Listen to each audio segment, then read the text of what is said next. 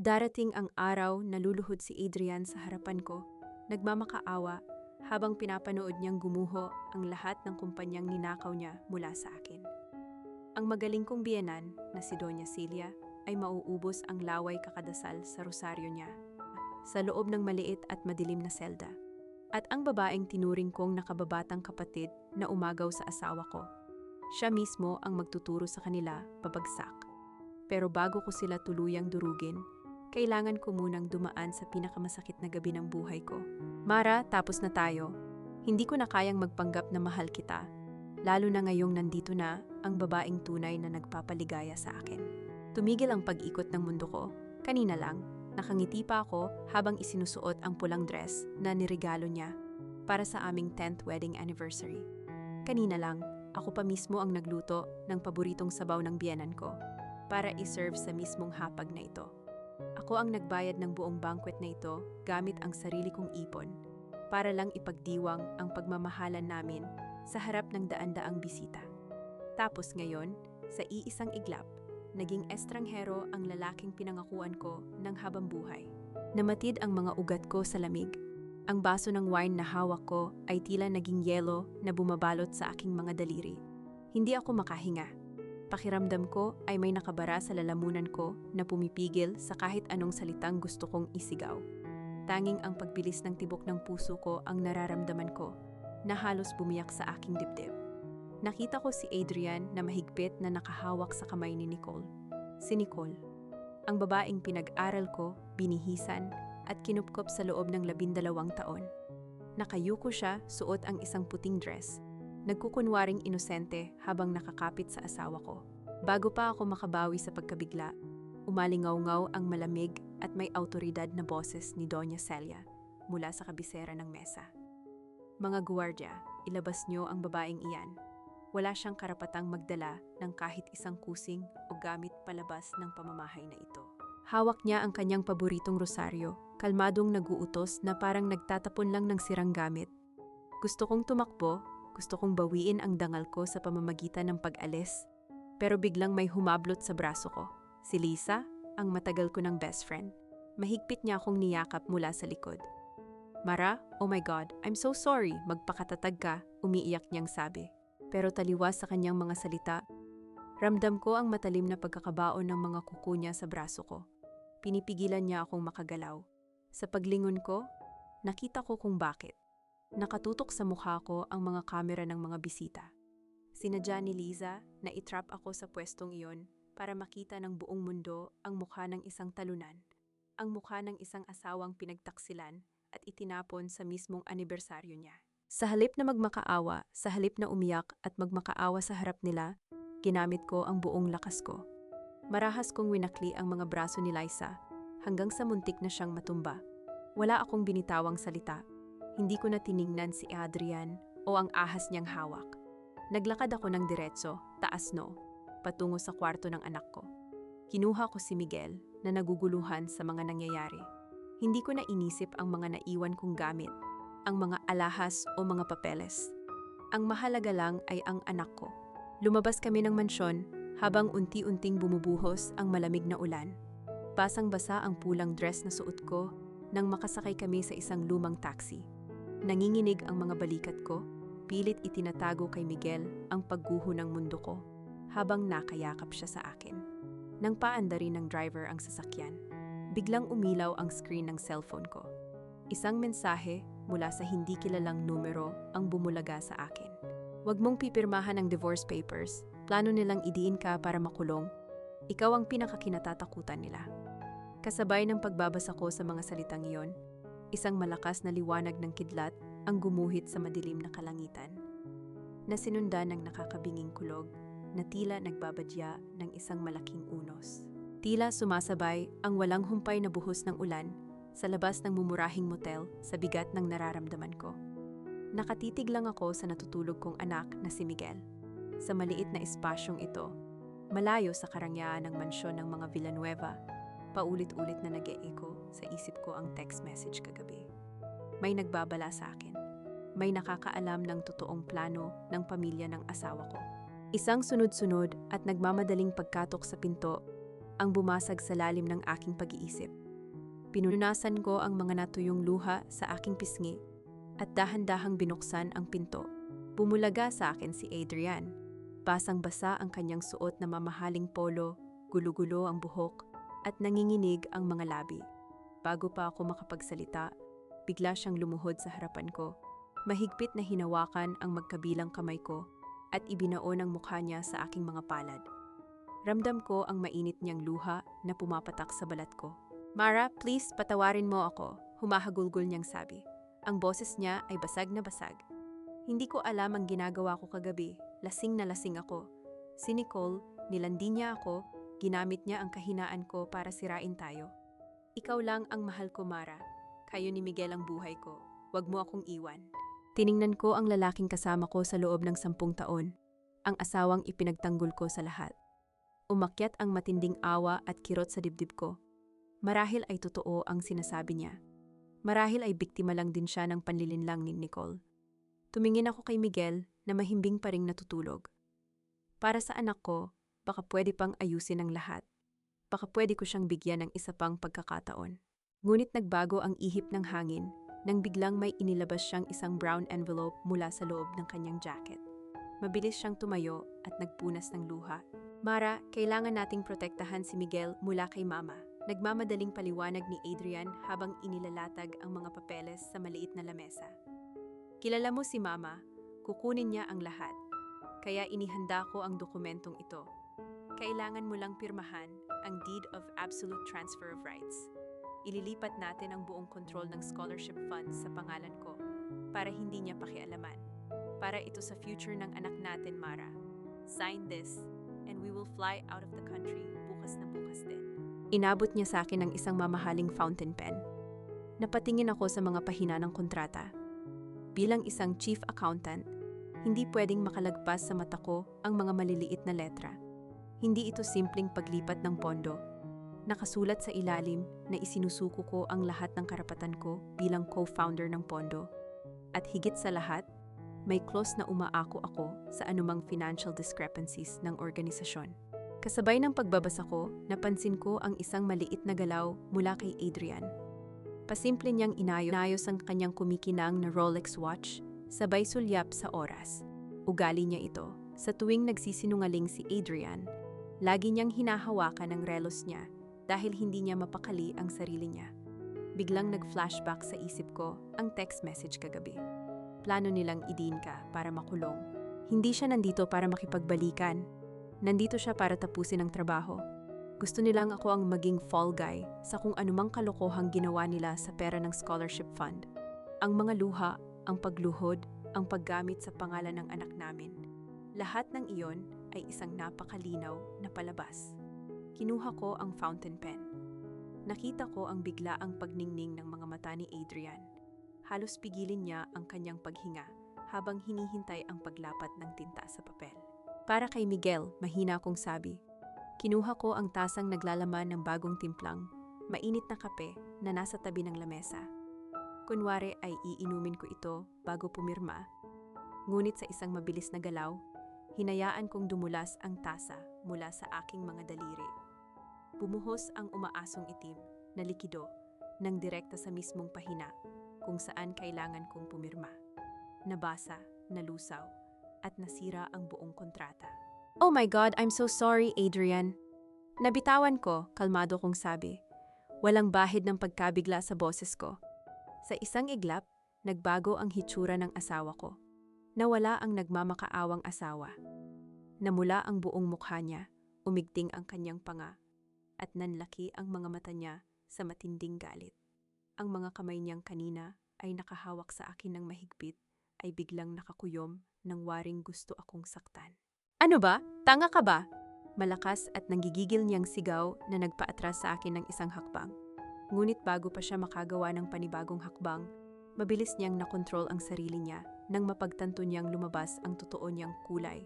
Sa pilitan siyang ngumiti, isang ngiting hindi umabot sa kanyang mga mata. I mean, sayang ang papel, Mara. Papapagawa na lang ako ng bago sa lawyer ko mamaya. Babalikan kita, mabilis niyang sabi bago padabog na kinuha ang basang envelope at mabilis na lumabas ng kwarto. Naiwan akong nakatayo doon, pinapanood ang natirang likido sa lamesa. Patuloy na kumakalat ang maitim na mansa ng kape sa ibabaw ng nalusaw na mga salitang karapatan sa pagmamana. Nakatitig pa rin ako sa natuyong mantsa ng kape sa lamesa nang magsimulang magising si Miguel. Pinilit kong ngumiti at inihanda ang almusal niya na binili ko sa kanto. Habang pinapanood ko siyang kumakain ng tahimik, hindi ko mapigilang mag-isip ng malalim. Kung nagawa ni Adrian na magsinungaling sa harap ko ng ganoon kabilis, ano pa ang mga itinatago nila sa likod ko? Kailangan kong malaman kung anong ginawa nila sa pondo ng scholarship. Kung gusto nilang idiin ako, ibig sabihin ay may malaking butas na silang nagawa. At bilang chief accountant, walang numerong makakapagtago sa akin. Nang makatulog ulit si Miguel, kinuha ko ang lumang laptop ko mula sa ilalim ng mga damit sa bag. Ito ang personal kong gamit bago pa ako naging ginang ng mga Villanueva, ang huling gamit na hindi nasilip ni Doña Celia. Mabilis kong ikinonekta ang laptop sa mahinang internet ng motel at binuksan ang secondary accounting system ng foundation. Nalihim kong ginawa noong una pa lang naming itinatag ito. Isang backdoor access na ako lang ang nakakaalam. Pagpasok ko sa system, bumilis ang tibok ng puso ko. Parang may malamig na kamay na sumakal sa leeg ko. Wala nang natira sa operational funds. Nawawala ang milyon-milyong piso na inilaan sana para sa mga bagong scholars ngayong taon. Nanginginig ang mga daliri kong nag-type sa keyboard upang i-trace ang bawat transaction history. Bumulaga sa akin ang napakaraming unauthorized bank transfers palabas ng foundation. At ang mas nakakagimbal, nakapangalan sa akin ang lahat ng electronic signatures na nag-approve sa mga transaksyong iyon. Peke, ginaya nila ang pirma ko ng buong husay. Tinitigan ko ang pangalan ng tumanggap ng mga pondo, Paulo Villanueva, ang pinsan ni Adrian, ang taong pinagkatiwalaan kong mamahala ng physical documents ng foundation tuwing naka-maternity leave ako. Ngunit hindi dyan natatapos ang masamang balita. Nang suriin ko ang IP address kung saan nagmula ang mga pag-login na gumamit ng admin password ko, isang pamilyar na address ang lumabas. Ito ang eksaktong lokasyon ng kondo ni Liza, ang matagal ko ng best friend. Napahawak ako sa bibig ko upang pigilan ang pag-iyak. Halos hindi ako makahinga sa tindi ng pambibiktima nila. Pinagkaisahan nila ako, ang asawa ko, ang pinsan niya, at ang best friend ko. Ginamit ni Liza ang pagiging malapit niya sa akin para makuha ang mga passwords ko, habang si Paulo naman ang nag-asikaso ng mga pikeng pirma. Isang perpektong sindikato na binuo sa loob mismo ng pamilya. Ipinagpatuloy ko ang paghuhukay ng mga nakatagong files. Kailangan kong malaman kung saan napunta ang perang ipinasa kay Paulo. Sa patuloy kong pag-scroll, isang scan document ang nakakuha ng atensyon ko. Isang lumang voucher mula noong nakaraang buwan, nakatago sa isang naka-encrypt na folder. Nang mabuksan ko ito, nakita ko ang final destination ng nilinis nilang pera, isang offshore account, at ang pangalan ng beneficiary na nakasulat sa ibaba ay malinaw na malinaw, Nicole Reyes. Natigilan ako. Pakiramdam ko ay pinukpok ng maso ang buong pagkatao ko. Hindi siya basta-bastang inosenteng kabet na ginamit lang ni Adrian tulad ng sinabi niya. Si Nicole ang utak sa paglilipat ng pera.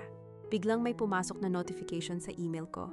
Isang auto-sync alert mula sa lumang cloud storage ng foundation. Bumukas ang isang folder ng mga lumang aplikasyon ng mga scholars 12 taon na ang nakararaan. Kabilang doon ay isang scanned copy ng lumang ID ni Nicole noong una ko siyang makilala. Tinitigan ko ang walang emosyong mga mata ni Nicole sa kanyang lumang one-hack-one picture. Suot ang kupas niyang uniforme mula sa bahay ampunan. Ang mga matang inakala kong puno ng pangarap ay iyon din palang mga matang lalamon sa akin ng buo. Laging sinasabi ni Doña Celia na ang utang na loob daw ay hindi mababayaran ng pera. Kung totoo iyon, bakit tila ang sarili kong pera ang ginamit para bayaran ang pagkawasak ng buhay ko? Hanggang ngayon, tila sinusunog ng lumang litrato ni Nicole ang isipan ko habang nakasuot ako ng malaking sombrero at itim na sunglasses. Nagtatago sa likod ng isang malaking halaman sa lobby ng isang mamahaling hotel. Sinundan ko si Liza kaninang umaga matapos kong mabasa ang isang notification sa lumang email na nakalimutan na niyang nakalink pa rin sa laptop ko. Nakatanggap siya ng confirmation para sa isang spa appointment. At ngayon, nakikita ko silang dalawa. Si Lisa, ang itinuring kong best friend, at si Nicole, ang ahas na inaruga ko, ay masayang nagtatawanan habang naglalakad papunta sa VIP lounge. Pareho silang may hawak na mamahaling shopping bags na siguradong galing sa pawis ko. Nag-ingat ako sa paghakbang, maingat na sumunod sa kanila papasok sa washroom ng lounge. Agad akong pumasok sa dulo at isinara ang pinto bago pa nila ako mapansin. Mula sa loob, dinig na dinig ko ang matining na tawa ni Liza na umaalingaw-ngaw sa tahimik na kwarto. Sabi ko naman sa'yo, hindi makakahalata yung tangang yon, nagmamalaking sabi ni Liza habang inaayos ang makeup niya. Grabe yung acting niya kagabi nung pinigilan ko siyang umalis. Sayang at wala siyang luha, maganda sana sa video. Nako Nicole, buti na lang at nabigay ko agad kay Paolo yung bago niyang password last month. Naubos na sana natin yung pondo kung nagkataon. She's too trusting, sagot ni Nicole. At ang tono ng boses niya ay malayo sa malambing na tinig na ginagamit niya kapag kaharap ako. Malamig ito at puno ng kayabangan. Akala niya, madadaan niya ako sa pa-scholar-scholar niya. My God, Liza, she actually thought I saw her as a sister. Yuck. But thanks to her stupidity, na-clear ko nang mabilis yung papers papunta sa offshore account. Si Adrian na lang ang problema. Ang tagal mapasuko ang asawa niya para doon sa waiver. Sus, kayang-kaya niyo na yan ni Doña Celia, tumatawang dagdag ni Liza, bago tuluyang humina ang mga yabag nila palabas ng washroom. Sa loob ng cubicle, naramdaman ko ang matinding panginginig ng buong katawan ko. Mahigpit kong kinuyom ang mga kamay ko sa laylayan ng aking blouse hanggang sa maramdaman ko ang hapdi sa aking mga kuko na bumaon sa aking palad. Gusto kong sumigaw. Gusto kong lumabas at sabunutan silang dalawa hanggang sa mawalan sila ng hininga. Ngunit pinigilan ko ang sarili ko. Hinding-hindi ako magiging iskwandalerang biktima na pagtatawanan lang nila. Papatunayan ko sa kanila na mas nakakatakot ang isang babaeng natutong manahimik dahil sa sakit. Nang makasigurado akong wala na sila, mabilis akong lumabas ng hotel at umuwi sa motel. Binuksan ko ulit ang laptop at hinalungkat ang orihinal na record ni Nicole noong in-enroll ko siya 12 taon na ang nakararaan. May isang detalye sa profile niya na matagal ko nang napansin pero hindi ko masyadong binigyan ng pansin noon. Binuksan ko ang scanned copy ng kanyang admission form mula sa ampunan. Sa bahaging temporary guardian o ang taong nagdala sa kanya roon, may makapal na itim na marker na ginamit upang takpan ang pangalan. Gamit ang isang simpleng photo editing software, tinaasan ko ang contrast at brightness ng imahe hanggang sa unti-unting lumitaw ang mga letrang nakatago sa ilalim ng tinta. Nanlaki ang mga mata ko. Ang pangalang nakasulat bilang guardian niya, 17 taon na, ang nakararaan ay hindi isang madre at hindi isang social worker. Ito ay Cecilia Villanueva. Bumalik sa gunita ko ang pekeng ngiti ni Doña Celia, ang kanyang malamig na mga mata habang mahigpit na hawak ang kanyang rosaryo. Habang walang awang pinapaalis ako sa pamamahay niya, sinasabi nila na ang mga lihim ay hindi maaaring mabaon ng tuluyan. Palagi itong may iniiwan na bakas na naghihintay lang matuklasan ng sinumang may lakas ng loob na maghukay. Bitbit ang impormasyong nakuha ko mula sa lumang admission form ni Nicole. Iniwan ko muna si Miguel sa isang pinagkakatiwalaang kaibigan at bumiyahe patungo sa lumang bahay ampunan sa probinsya. Ito ang lugar kung saan umano lumaki si Nicole bilang isang walang muwang na ulila. Pagdating ko doon, sinalubong ako ng amoy ng lumang papel at maalikabok na kahoy. Ang tagapamahala ngayon ay isang matandang madre, si Sister Teresa, na may malabong paningin pero matalas pa rin ang memorya. Nagpanggap akong nag-a-update ng mga records ng aming foundation para makapasok sa archive room nila. Hindi naging mahirap ang kumuha ng atensyon niya nang mag-alok ako ng donation na nagkakahalaga ng malaking halaga para sa pagsasaayos ng bubong ng ampunan. Dinala niya ako sa isang maalikabok na silid na puno ng mga lumang filing cabinets. Habang abala siya sa pagbibilang ng pera, binuksan ko ang cabinet na may label na taon ng pagpasok ni Nicole. Hinanap ko ang folder na may pangalang Reyes. Wala. Subalit nakita ko ang isang folder na ipit-ipit sa likuran ng drawer, pilit itinago. May nakasulat na confidential CV sa labas. Celia Villanueva. Nanginginig ang mga kamay ko nang buksan ko ito. Tumambad sa akin ang mga lumang dyaryo at clipping ng mga balita. 17 taon na ang nakararaan, Tungkol ito sa isang malaking iskandalo ng isang Peking Charity Foundation na ginamit para mag-launder ng pera ng mga politiko. Ang pangalan ng pangunahing suspek, Doña Celia. Ngunit hindi siya nakulong dahil may isang babaeng tumayong whistleblower na bigla na lang naglaho na parang bula. Ang secretary ng foundation, si Elena Reyes. Ang tunay na ina ni Nicole. Napalunok ako habang tinititigan ang litrato ni Elena sa dyaryo. Kamukhang kamukha siya ni Nicole. Ayon sa ulat, si Elena ang nakadiskubre sa mga anomalya ni Celia at pinagbanta ang ilalabas ang lahat. Makalipas ang isang linggo, nawala si Elena at natagpuan na lamang si Nicole, na noon ay 14 na taong gulang, na inabandona at naiwan sa kalsada. At ang taong nagdala sa kanya sa ampunan bilang nagmamalasakit na mamamayan ay walang iba kundi si Celia Villanueva. Pero ang pinakamatinding sakit ay nanggaling sa huling pahina ng folder. May isang lumang liham doon, nakasulat sa mamahaling papel, na ipinadala ni Celia kay Nicole noong nasa loob siya ng ampunan. Binasa ko ang bawat linya, at sa bawat salita ay ramdam ko ang laso ng pagmamanipula na itinanim niya sa isip ng bata. Nicole, anak, patawarin mo ako kung hindi kita makuha ngayon.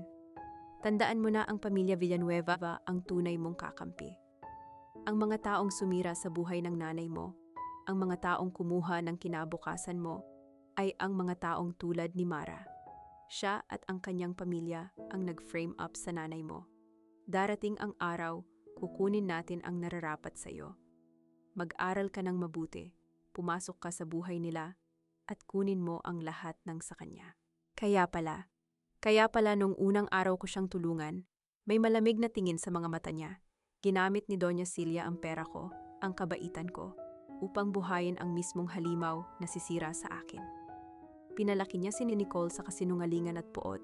Ginawa siyang perpektong sandata upang wasakin ako habang siya ay nananatiling malinis ang mga kamay. Ginawa nilang sacrificial lamb ang asawa kong si Adrian upang maging tulay ni Nicole, at ako ang ultimate fall guy para sa lahat ng krimen nila. Bigla akong napatayo nang marinig ko ang malakas na pagtunog ng sirena mula sa malayo. Papalapit ito ng papalapit sa kinaroroonan ng ampunan. Ang tunog ng papalapit na sirena ay naging hudyat upang magmadali akong lumabas ng archive room. Nagpaalam ako ng mabilis kay Sister Teresa at sumakay pabalik sa lungsod. Sa biyahe, binasa ko ang text ng kapitbahay sa motel. May mga pulis daw na naghahanap sa akin doon. Ganoon kabilis kumilos si Adrian. Inilabas na niya ang arrest warrant batay sa mga pekeng dokumentong inihanda nila. Pinalabas nila na ako ang nagnakaw ng milyon-milyon sa foundation at nagpaplano na akong tumakas palabas ng bansa. Alam kong hindi uubra ang mga hawak kong kopya ng mga lumang dokumento para ipagtanggol ang sarili ko ngayon. Wala pa akong matibay na ebidensya laban sa offshore accounts nila, at ang salita ko laban sa kapangyarihan at impluwensya ng mga Villanueva ay isang siguradong pagkatalo. Kailangan ko silang paglaruan sa sarili nilang laro. Kailangan nilang maniwala na tuluyan na nila akong nadurog. Kinaumagahan, suot ang isang simpleng t-shirt at maong na pantalon, pumunta ako ng walang pasabi sa mansyon ng mga Villanueva. Umambon pa ng bahagya kaya lalo akong nagmukhang kawawa, at basang-basa nang huminto ako sa harap ng malaking gate na bakal. Sinigaw ko ang pangalan ni Adrian. Makalipas ang ilang minuto, bumukas ang gate at lumabas si Doña Celia. Kasunod si Adrian at si Nicole na nakasuot pa ng mamahaling roba. Lumuhod ako sa basang semento. Ipinikit ko ang mga mata ko at pinilit na umiyak. Humihikbi na parang isang babaeng nawala na ng lahat ng pag-asa.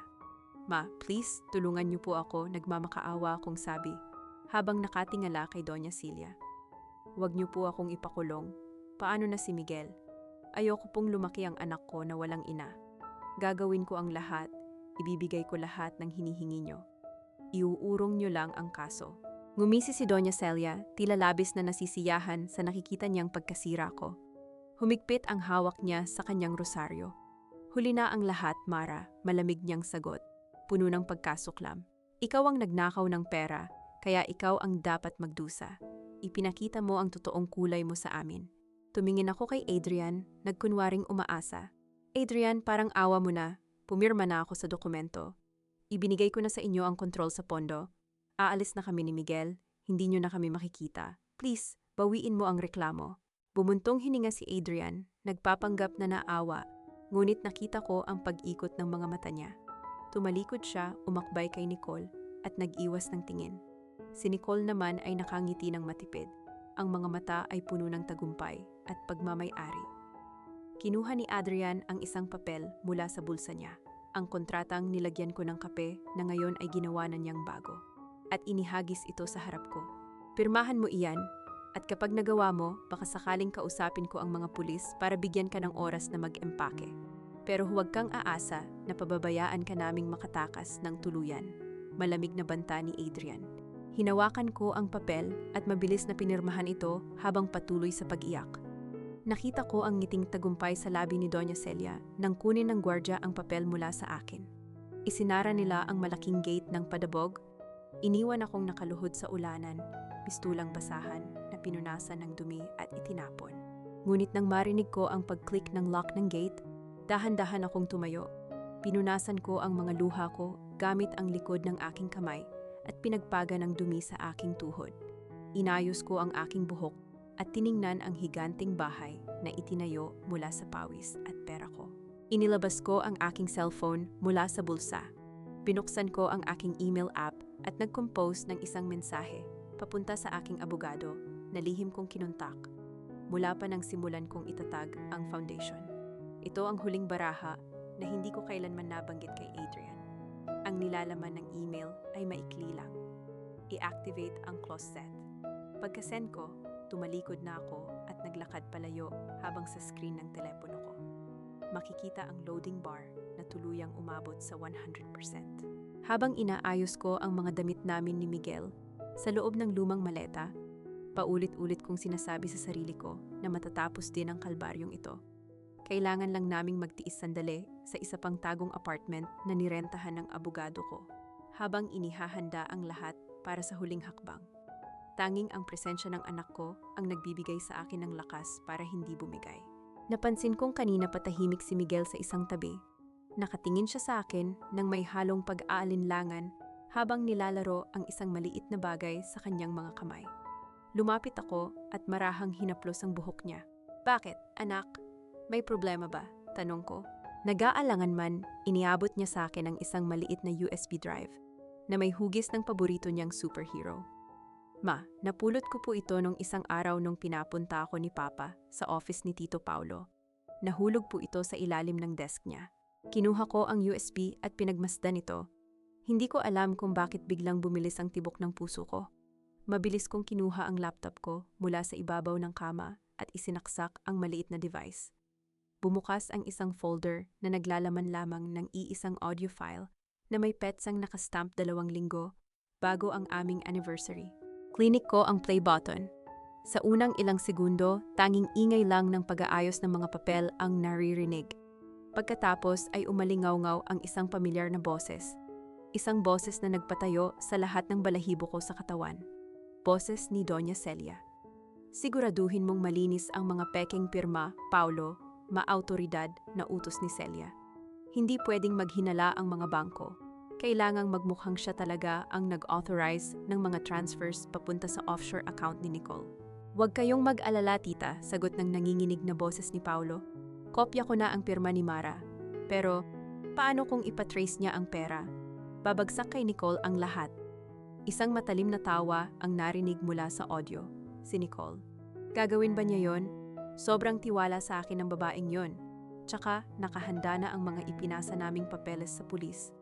Bago pa siya makapag-imbestiga, siya na ang unang makukulong dahil sa falsification of documents at embezzlement."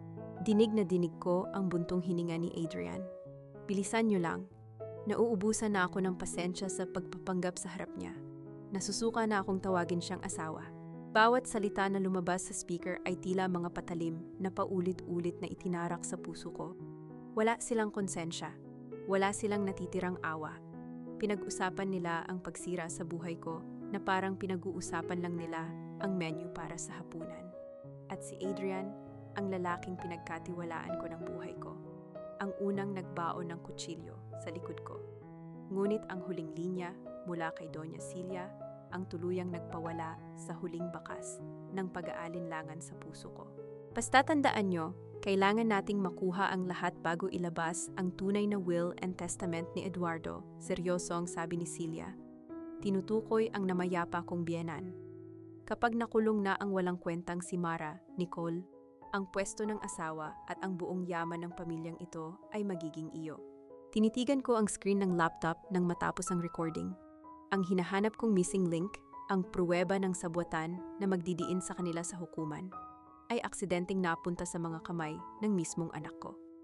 Isang malaking pagkakamali ni Paulo ang maiwan ng recording ng meeting, na malamang ginamit niya sana bilang pananggalang para sa sarili niya, sakaling siya ang idiin ni Celia. Hinugot ko ang USB at mahigpit itong hinawakan. Unti-unting napalitan ng malamig na determinasyon ang sakit at bighati. Titingnan natin kung sino ang unang makukulong, bulong ko sa sarili ko. Saktong pagkasabi ko nun, may kumatok mula sa labas. Ibinigay ng landlady ang isang sobre na inutos kong ipadala dito kaninang umaga. Nang buksan ko ito, nakita ko ang isang gintong invitation card. Ito ay para sa isang malaking handaan, bukas ng gabi, kung saan opisyal na ipapakilala si Nicole bilang bagong may bahay ni Adrian at ang bagong tagapamahala ng aming foundation. Nagniningning ang bawat sulok ng mansyon ng mga Villanueva. Punong-puno ng mga kilalang negosyante, politiko, at mga matataas na miyembro ng lipunan ang Grand Ballroom. Lahat sila ay naroon upang saksihan ang pag-akyat sa trono ng babaeng minsan kong tinawag na kapatid. Mula sa labas, rinig na rinig ang mahinang tugtog ng orkestra, kasabay ng mga halakhak ng mga taong walang kamalay-malay sa kasamaan ng pamilyang nag-imbita sa kanila. Nakamasid ako mula sa bintana ng itim na SUV na nakaparada sa malayo. Huminga ako ng malalim, pilit pinapakalma ang mabilis na pagtibok ng puso ko. Inayos ko ang kwelyo ng suot kong crimson red na suit. Ngayong gabi, hindi ako ang kawawang asawang itinapon sa ulanan. Ngayong gabi, ako ang magtatakda ng katapusan nila. Mula sa kinatatayuan ko, nakikita ko sa malaking glass door kung paano taas noong nakatayo si Adrian sa gitna ng stage. Hawak ang isang baso ng champagne. Sa tabi niya, suot ang isang sadyang pinasadyang puting gown na nagkakahalaga ng milyon-milyon. Ay si Nicole. Nakangiti siya habang pinupuri ng mga bisita. Ang bawat galaw niya ay tila kinokopya ang mga galaw na itinuro ko sa kanya noon. Tumikhim si Adrian sa mikropono upang kunin ang atensyon ng lahat.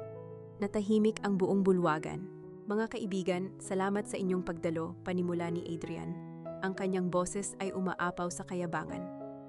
Ngayong gabi, hindi lang natin ipinagdiriwang ang isang bagong kabanata sa buhay ko, kundi pati na rin ang pagbangon ng aming foundation mula sa kamay ng isang taong nagtangkang sirain ang legacy ng aking pamilya. Ipinapakilala ko sa inyo ang bagong ilaw ng aming tahanan at ang bagong mamamahala ng scholarship fund, ang aking soon-to-be wife, Nicole Reyes. Pumalakpak ang mga tao. Nakita ko si Doña Celia sa unahan, tumatango at nakangiting nakatingin kay Nicole habang hawak ang kanyang rosaryo. Lumapit si Nicole sa mikropono, nagpupunas pa ng peking luha. Bago pa siya makapagsalita, nagbigay ako ng senyas sa abogado kong si Atiger Mendoza na kasama ko sa sasakyan. Bumaba kami ng sabay at sa paglapit namin sa main entrance, walang naglakas loob na pigilan kami. Binuksan ng mga gwardya ang malalaking pintuan na yari sa mahogany at ang mataginting na tunog ng pagbukas nito ay umalingaw-ngaw sa buong ballroom. Tumigil ang palakpakan. Nabaling ang tingin ng lahat sa direksyon ko. Nakita ko kung paano nalaglag ang panga ni Liza mula sa gilid ng stage. Nabitawan niya ang hawak niyang wine glass na nabasag sa marmol na sahig. Namutla si Paulo at napahawak sa kanyang dibdib, habang si Adrian ay tila nakakita ng multo. Tanging si Doña Celia ang nanatiling kalmado, ngunit ang higpit ng hawak niya sa kanyang tungkod ay nagpapahiwatig ng kanyang matinding galit. Naglakad ako ng dahan-dahan papasok sa gitna ng ballroom. Ang bawat hakbang ng aking mga takong ay tila nagbibilang sa mga segundong natitira sa kanila. Anong ginagawa mo rito? Mabilis na sumingit si Doña Celia. Ang kanyang boses ay nanginginig sa galit. Idinuro niya ako gamit ang kanyang tungkod. Wala kang hiya. Matapos mong nakawan ng pamilya ko, may gana ka pang pumunta rito para manggulo? Gwardya, ilabas ang magnanakaw na yan. Tumayo ang ilang gwardya, ngunit itinaas ni Atiger Mendoza ang kanyang kamay upang pigilan sila. Ngumiti ako ng matipid at tumingin ng diretso kay Doña Celia. Hindi yata magandang paalisin ang taong may hawak ng kapangyarihan sa pag-aari ng mansyong ito, Mama. Malamig kong sabi. Ibinigay ko ang mikropono sa aking abogado. Inilabas ni Ate Jor Mendoza ang isang makapal na dokumento na may selyo ng notaryo. Mga ginang at ginoo, hawak ko ngayon ang orihinal at hindi na bagong last will and testament. Nang namayapang si Don Eduardo Villanueva at ayon sa kondisyon na mismong si Mrs. Mara Villanueva ang nagdraft, maraming taon na ang nakararaan, ang clause said, ang buong yaman ng pamilya Villanueva ay mananatili lamang sa pamilya kung lamang mapapanatili ang kalinisan at katapatan ng scholarship fund. Tumingin ako kay Adrian na ngayon ay pawis na, hindi makapagsalita. Ibinaling ko ang tingin kay Doña Celia. Nakalimutan niyo na ba, Mama, kung sino ang nag-design ng legal structure ng buong yaman niyo? Ako. Nagbulungan ang mga tao sa buong ballroom, hindi alam kung sino ang dapat paniwalaan. Ang buong bulwagan ay napuno ng matinding bulungan. Ang mga matang kanina ay nakatingin ng may paghanga kay Nicole. Ngayon ay puno ng pagdududa habang nagpapalipat-lipat ang tingin sa aming lahat. Nakita ko ang takot na namumuo sa mga mata ni Adrian. Para siyang batang nahuli sa pagnanakaw ng candy. Hindi malaman kung tatakbo o magpapalusot. Bago pa siya makabawi, inutusan ko ang isa sa mga technician na kasama ko na isaksak ang flash drive sa main system ng projector. Sa isang iglap, ang malaking screen sa likod ng entablado na kanina ay nagpapakita ng malaking larawan ni na Adrian at Nicole ay napalitan ng mga hilera ng numero, mga graph at mga kopya ng bank statements. Tingnan ninyong mabuti, malakas kong sabi, upang marinig ng lahat. Yan ang totoong estado ng foundation na buong ipinagmamalaki ng asawa ko. Milyon-milyong piso ang inilabas patungo sa isang offshore account. At alam nyo ba kung kaninong pangalan nakarehistro ang account na yan? Nag-flash sa screen ang opisyal na dokumento ng bangko. Malaking-malaki ang pagkakapaskil ng pangalang Nicole Reyes. Napatakip ng bibig ang ilang mga bisita. Humarap si Nicole kay Adrian, tila naghahanap ng kakampi. Ngunit si Adrian ay tulala na sa screen. It's fake! Sigaw ni Adrian. Pilit inaagaw ang mikropono sa stand. Tumakbo siya palapit sa akin, galit na galit at halos lumuwa ang mga mata. Huwag kayong maniwala sa kanya. Edited ang mga yan. Gawa-gawa lang niya yan dahil hindi niya matanggap na hiwalay na kami. Siya ang magnanakaw. Siya ang umubos ng pondo. Hindi ako natinag. Sa halip, ibinigay ko ang isang senyas kay Atair Mendoza. Inilipat niya ang slide. Ngayon, lumabas ang isang video mula sa hidden camera na hindi sinasadyang naiwan kong bukas sa opisina noong nakaraang buwan. Malinaw na nakikita si Paulo, pawis na pawis, habang maingat na kinokopya ang pirma ko sa mga tseke. Kasunod nito ay ang transcript ng IP address login na nagpapatunay na ang mga password ay ginamit mula sa internet connection ng kondo ni Liza. Napayo ko si Liza at pilit na nagtago sa likod ng mga bisita, habang si Paulo naman ay nanghina at napaupo sa isang upuan malapit sa stage. Ang matatibay na haligi ng kasinungalingan nila ay unti-unting gumuguho sa harap ng daan-daang tao. Mga kaibigan, hindi lamang nila ninakaw ang pera ng mga eskolar.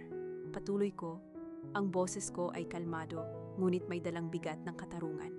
Sinubukan pa nilang idiin ako, ang taong nagtayo at nag-alaga sa pondong ito. Akmang susugurin sana ako ni Adrian nang biglang umalingaw-ngaw ang pamilyar at nakakatakot na tunog mula sa labas ng mansyon. Mga sirena ng pulisya. Sunod-sunod na sasakyan ng mga autoridad ang mabilis na pumasok sa driveway. Ang tunog ng mga yabag ng mga pulis na papasok sa bulwagan ay nagpatigil sa lahat ng tao. Sa kabila ng mga ebidensya, biglang ngumisi si Adrian. Isang mapaklang tawa ang kumawala sa kanyang mga labi habang inaayos niya ang kanyang nagusot na suit. Tiningnan niya ako ng may pagmamalaki. Ang galing ng palabas mo, Mara, sabi niya, nang may panunuya. Ang boses niya ay sadyang nilakasan para marinig ng mga pulis na papalapit na sa amin. Pero nakalimutan mo yata, may arrest warrant ka. Bago mo pa mapatunayan sa korte na totoo ang mga nilabas mo sa screen, nakakulong ka na. Kasi ang mga papeles na nasa kamay ng pulis, lahat yon ay may pirma mo. Huminto ang hepe ng pulisya sa harapan ko. May hawak siyang papel at sa mga sandaling iyon, Mukhang nakangiti na si Doña Celia at nakahawak ng mahigpit sa kanyang rosaryo. Tiwala na panalo na sila, pero wala silang kaalam-alam na ang alas na hawak ko ay hindi ang mga numero sa screen, kundi ang sikretong nakatago sa maliit na laruan ng aking anak. Inilahad ng hepe ng pulisya ang arrest warrant sa harapan ko. Binasa niya ang akusasyon, falsification of documents at grand embezzlement. Nakinig ako ng tahimik. Sa gilid ng aking mga mata, nakita ko si Doña Celia na lumapit kay hepe. Nag-aastang isang biktima na puno ng pighati. Mabuti naman at nandito na kayo, sabi ng matanda. Ang kanyang boses ay pumiyok sa pekeng pag-iyak. Siya ang sumira sa pamilya namin. Hulihin niyo na ang babaeng yan. Ngumiti ako, isang ngiting nagpatigil sa pekeng pag-iyak ni Doña Celia. Hindi ako nagmakaawa, hindi ako umiyak. Sa halip, kalmado kong inilabas ang maliit na superhero USB galing sa bulsa ng aking suit. Inabot ko ito kay Attorney Mendoza na agad itong isinaksak sa laptop niya. Ikinonekta niya ito sa sound system ng bulwagan. Bago niyo ako pusasan, officer, maaari ko bang hilingin na pakinggan ninyo ang isang huling ebidensya? Tanong ko. Bago pa makasagot ang pulis o makapalag si Adrian, umalingaw-ngaw ang boses sa buong ballroom. Boses ni Doña Celia, malinaw na malinaw at walang kaduda-duda. Siguraduhin mong malinis ang mga peking pirma, Paulo. Hindi pwedeng maghinala ang mga bangko. Kailangang magmukhang siya talaga ang nag-authorize ng mga transfers papunta sa offshore account ni Nicole. Huwag kayong mag-alala, tita. Kopya ko na ang pirma ni Mara. Chikan kon maravautu, Nicole. Ang pwesto ng asawa at ang buong yaman ng pamilyang ito ay magiging iyo. Tila namatay ang lahat ng tao sa loob ng kwarto. Walang kumikibo. Ang hangin ay naging mabigat. Nahulog ang rosaryo mula sa nanginginig na mga kamay ni Doña Celia. Nawala ang kulay sa kanyang mukha. Si Adrian ay umatras ng ilang hakbang na pahawak sa kanyang ulo na parang hindi makapaniwala sa naririnig. Si Paulo ay tuluyan nang bumagsak sa sahig, humahagulgol. Kinuha ng hepe ang arrest warrant mula sa kamay ng isa niyang tauhan at pinunit ito sa harapan nila. Humarap siya kay Doña Celia, Adrian at Paulo. Kayo ang iimbestigahan namin dahil sa conspiracy, fraud at pag-aakusa ng walang basehan. Pusasan niyo sila. Agad na lumapit ang mga pulis kina Adrian at Paulo. Nang akmang lalapitan na ng isang pulis si Nicole para pusasan dahil pangalan niya ang nasa offshore account, naganap ang hindi inaasahang eksena. Imbes na umiyak at humingi ng tulong kay Adrian tulad ng inaasahan ko, biglang itinulak ni Nicole ang pulis at lumapit kay Doña Celia. Ang kanyang mukha ay puno ng matinding galit at pighati. Walang bakas ng pagmamahal sa lalaking pinakasalan sana niya ngayong gabi. Akala mo ba ginawa ko ito dahil mahal ko ang walang kwentang anak mo? Sigaw ni Nicole kay Doña Celia, ang boses niya ay basag na basag. Tinuro niya si Adrian na ngayon ay nakaposas na. Ginamit ko lang siya. Ginamit ko silang dalawa ni Mara para makapasok sa pamilyang to. Ginawa ko lahat ng utos mo dahil sabi mo sa akin. Sabi mo si Mara ang sumira sa nanay ko. Ginawa ko to para ipaghiganti si Mama. Lahat ng mata ay nakatutok kay Nicole na umiiyak ng walang kontrol. Tumalikod siya at tumingin sa akin. Ang mga mata niya na noon ay puno ng yabang, ngayon ay nagmamakaawa para sa katarungan ng kanyang ina. Natahimik si Doña Celia. Wala siyang masabi. Ang mukha niyang puno ng awtoridad kanina ay ngayon ay putlang-putla at puno ng takot na nabunyag na ang pinakatinatago niyang lihim. Nakatitig ako kay Nicole habang siya ay umiiyak at nakaluhod sa sahig ng ballroom. Ang kanyang puting gown na simbolo sana ng kanyang tagumpay ay nabahira na ng dumi. Sa kabila ng galit na naramdaman ko sa kanya, isang matinding awa ang pumalit ng mapagtanto kong buong buhay niya siyang nabuhay sa isang kasinungalingan.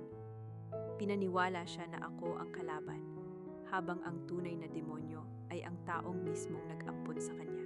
Kinuha ko ang isa pang brown envelope mula sa aking abogado. Dahan-dahan akong lumapit kay Nicole. Hinawakan ko ang kanyang nanginginig na balikat at iniabot ang sobre sa kanya. Nicole, buksan mo, malumanay kong utos. Nanginginig ang mga kamay niya nang ilabas niya ang mga lumang dyaryo at clipping ng balita na nakuha ko mula sa archive room ng bahay ampunan. Tinitigan niya ang litrato ng kanyang ina na kasama sa ulat ng Peking Charity Foundation. At sa huli, nabasa niya ang lumang liham na ginamit ni Doña Celia para lasunin ang isip niya. Nakita ko kung paano unti-unting nabura ang pagkalito sa mukha niya, napalitan ng matinding takot, at hinagpis ng maintindihan niya ang buong katotohanan. Ang nanay mo, si Elena Reyes, ay ang naging whistleblower laban sa fake charity na pinatatakbo ng biyenan ko. Paliwanag ko ng may kalmado, ngunit seryosong tono, upang marinig ng mga pulis at ng mga bisita. Nalaman niya ang mga kalokohan ni Doña Celia at pinagbantaan niya itong ilalabas sa publiko. Kaya siya nawala, at ikaw, na inabandona at iniwan sa kalsada, ay dinala sa ampunan ng taong sumira sa buhay ng ina mo, si Celia Villanueva. Wala akong kinalaman doon, Nicole. 12 taon pa lang ako noon. Napatingin si Nicole kay Doña Celia na ngayon ay pilit nagtatago sa likod ng mga pulis. Ang matandang babaeng, palaging may hawak na rosaryo, ay tuluyang nawala ng maskara. Unti-unting nagkulay lila ang mukha niya sa labis na galit. Ginamit niya ang lahat ng lakas niya para sumigaw. Sinusubukang isalba ang huling patak ng dignidad na meron siya. Mga sinungaling, mga gawa-gawa lang yan, wala kayong ebidensya na pinatay ko siya. Bulyaw ni Doña Celia, tila nawawala na sa sarili. Ako ang bumuhay sa'yo, Nicole. Inahon kita sa hirap. Tapos ito ang igaganti mo sa akin? Pero hindi na siya pinakinggan ni Nicole. Sa halip, napahagulgol siya ng malakas. Isinusumpa ang sarili dahil nagamit siya upang saktan ang kaisa-isang taong tumulong sa kanya. Niyakap niya ang mga dokumento sa kanyang dibdib, parang isang batang nawawala ng pag-asa. Patawarin mo ako, Ate Mara. Patawarin mo ako, hagulgol ni Nicole habang nakadapa sa sahig. Tinatawag ako sa pangalang ginamit niya bago palasunin ng puot ang aming relasyon. Hindi ko siya sinagot, ngunit hindi ko rin siya itaboy. Hahayaan ko ang batas at ang kanyang konsensya ang magdesisyon para sa kanya. Habang inilalabas na ng mga pulis si Doña Celia at Paulo, lumapit si Adrian sa akin. Nakaposas na ang kanyang mga kamay, pero nagawa pa rin niyang lumuhod at hawakan ang laylayan ng aking pantalon. Umiiyak siya, nagmamakaawa. Mara, please, maawa ka sa akin. Para kay Miguel, Mara, pamilya tayo. Asawa mo ako, wag mo akong hayaang mabulok sa kulungan. Babaguhin ko ang lahat. Susunod ako sa lahat ng gusto mo. Humihikbi niyang pakiusap. Tinitigan ko siya, hindi sa pamamagitan ng paningin ng isang asawang nagmamahal, kundi sa paningin ng isang babaeng nabawi na ang kanyang dangal. Marahas kong hinila ang aking binte mula sa pagkakakapit niya. Huwag mong dungisan ang sapatos na binili ko gamit ang sarili kong pera. Malamig kong sagot. Tinatalikuran siya habang hinihila siya ng pulis, papunta sa patrol car na nag-aantay sa labas. Tuluyan na siyang nawala sa paningin ko kasabay ng pagsara ng pinto ng patrol car. Ang pamilyang nagtangkang durugin ako ay mismong nagwasak sa kanilang mga sarili. Pinirmahan ko ang huling pahina ng aming annulment papers. Sa bawat guhit ng tinta sa puting papel, ramdam ko ang tuluyang pagkalaglag ng mabigat na kadena na nag-uugnay sa akin sa pamilya Villanueva.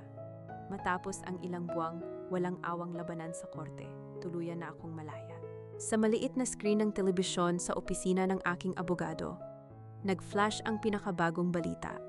Ang dating sikat at makapangyarihang negosyante na si Adrian Villanueva ay opisyal nang nagdeklara ng pagkabangkarote. Nawala sa kanya ang lahat. Ang mga negosyo, ang mga mamahaling sasakyan, ang mansyon, at higit sa lahat, ang kanyang dignidad. Nakita ko ang isang video clip niya na lumalabas ng korte. Lukot ang damit, walang sumusundo, at tinatalikuran ng mga dati niyang kaibigan na nakinabang sa yaman niya. Si Paulo ay mabilis na nahatulan at kasalukuyan nang nagsisilbi ng kanyang sentensya sa loob ng maximum security prison. Ang kaibigan kong si Liza, na akala ko ay kakampi ko, ay tuluyang itinakwil ng aming social circle at natanggal sa kanyang trabaho matapos malantad ang kanyang partisipasyon sa pandaraya. Umiiwas na siya sa mga tao at nagtatago dahil sa matinding kahihiyan. At si Doña Celia, ang babaeng naghari-harian, nagmanipula ng mga buhay, at nagtago sa likod ng kanyang pekeng kabanalan, ay nakakulong na ngayon sa isang masikip, mainit, at madilim na selda. Wala na ang kanyang mamahaling rosaryo at ang kanyang mga gwardya. Ang tanging hawak niya ngayon ay ang malamig na rehas na bakal. Haharapin niya ang natitirang mga taon ng kanyang buhay sa bilangguan dahil sa mga patong-patong na kaso ng grand fraud at ang muling pagbubukas ng investigasyon sa pagkawala ni Elena Reyes na ina ni Nicole. Bumalik ang isip ko sa huling pagkikita namin ni Nicole sa kulungan. Nakasuot siya ng kulay kahel na uniforme, malayo sa mga puting damit na palagi niyang sinusuot. Noong nagpapanggap pa siyang inosente. Umiiyak siya habang nakayuko sa akin, walang tigil sa paghingi ng tawad. Tinulungan ko siyang mapababa ang kanyang sentensya sa pamamagitan ng pag-file ng affidavit of support, kapalit ng kanyang buong pusong pakikipagtulungan bilang state witness laban kay Doña Celia. Hindi ko man makuhang kalimutan ang ginawa niya. Naunawaan kong pareho lang kaming naging biktima ng manipulasyon ng iisang tao. Hahayaan ko siyang pagbayaran ang mga kasalanan niya sa batas. Ngunit binigyan ko siya ng pagkakataong ayusin ang buhay niya paglabas niya. Lumabas ako ng opisina ng aking abogado. Sinalubong ako ng mainit na yakap ng anak kong si Miguel. Magkahawak kamay kaming naglakad, patungo sa isang bagong tayong gusali, sa gitna ng syudad. Sa harapan namin ay ang bagong opisina ng aking organisasyon. Wala na ang pangalang Villanueva. Ang nakasulat sa malaking gintong karatula ay Miguel's Scholarship Foundation, isang pondong ganap na malaya, tapat, at hindi kailanman magagamit para sa kasakiman ng iba. Natutunan ko sa napakasakit na paglalakbay na ito na ang pagpapatawad ay hindi nangangahulugang ibabalik mo sa kanila ang karapatan na saktan ka ulit. Ang totoong pagpapatawad ay ang pagpili sa sarili mong kapayapaan, ang pag-alis ng galit sa iyong puso at ang tuluyang pagputol sa ugnayan ng nakaraan. Nakangiti akong humarap sa sikat ng araw, dinadama ang mainit na hangin sa aking mukha. Hindi na ako ang kawawang asawa na itinaboy at umiyak sa ulanan. Ako ngayon ay isang babaeng nakahanap ng sariling lakas, may sariling pakpak, at handang lumipad ng malaya. Nakangiting humarap si Mara sa sikat ng araw. Dinadama ang mainit na hangin bilang isang babaeng nakahanap ng sariling lakas at handang lumipad ng malaya. Mga mahal kong tagapakinig, heto na naman tayo sa dulo ng isang napakahabang paglalakbay. Maraming salamat sa matiyagan ninyong pagsama hanggang sa huling istasyon ng kwentong ito. Habang isinusulat ko ang mga tagpo, lalo na noong pinalayas si Mara sa mismong gabi ng kanyang anibersaryo, habang umuulan at nakayakap sa kanyang anak, hindi ko mapigilang makaramdam ng matinding kirot sa aking dibdib. Naisip ko, gaano kaya kasakit para sa isang asawa na makita ang taong pinag-alayan niya ng kanyang buong buhay, na siya pang unang magtatapon sa kanya sa putikan. Hindi man ito totoong kwento. Alam kong may mga Mara dyan sa labas na tahimik na lumuluha dahil sa pagtataksil ng mga taong pinagkatiwalaan nila ng lubos. May isang mahalagang bagay na natutunan natin sa pinagdaanan ni Mara, at ito ay ang kahalagahan ng pagpapanatili ng sariling kalayaan at proteksyon. Nakita niyo ba kung paano siya iniligtas ng kanyang lumang laptop at ng sikretong sistema na siya lang ang may alam? Sa buhay natin, lalo na sa loob ng isang relasyon o pamilya, huwag nating ibibigay ang lahat-lahat hanggang sa maubos tayo. Kailangan nating magtira ng sariling backdoor access, isang hiwalay na ipon, isang natagong kaalaman, o isang kakayahan na hindi nakadepende kahit kanino. Hindi ito pagiging makasarili. Ito ay isang paalala na sa huli, ang nag-iisang taong magliligtas sa iyo ay ang sarili mo. Minsan, ang mga taong pinakakampante nating binibigyan ng mga password ng ating buhay ay siya pa palang gagamit nito para wasakin tayo. Kaya tatanungin ko kayo, nasaan man kayo ngayon habang nakikinig sa audio na ito? Baka kayo ay nagluluto ng hapunan, nagko-commute pa uwi galing sa trabaho, o tahimik na nagpapahinga sa kwarto bago matulog. Kung kayo ang nasa posisyon ni Mara, mapapatawad niyo ba si Nicole na naging biktima rin ng kasinungalingan? I-comment niyo naman sa ibaba ang inyong mga saloobin. Kung kayo ang nasa sitwasyon niya, anong gagawin ninyo? Ibahagi niyo rin ang inyong sariling kwento dahil nandito lang kami at ang buong komunidad natin na handang makinig at umunawa sa inyo. Huwag kalimutang i-like at i-share ang episode na ito sa mga taong baka kailangan lang din ng konting tapang at inspirasyon ngayong araw. Hiling ko ang inyong kapayapaan, kalusugan, at patuloy na pagiging matatag para mabuhay ayon sa sarili ninyong mga patakaran. Pamagat ng kwento, Ang Lumang Laptop at ang Lihim na Lakas. Ang kwentong ito ay isinulat at kumuha ng inspirasyon mula sa mga totoong pangyayari sa buhay ng iba't ibang tao sa lipunan. Inilalaan para sa lahat ng mga dumaan at patuloy na lumalaban sa ganitong sitwasyon.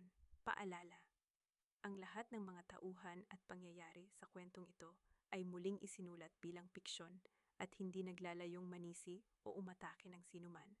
Ang kwento ay nilikha para magbigay ng aliw at maghatid ng positibong mensahe.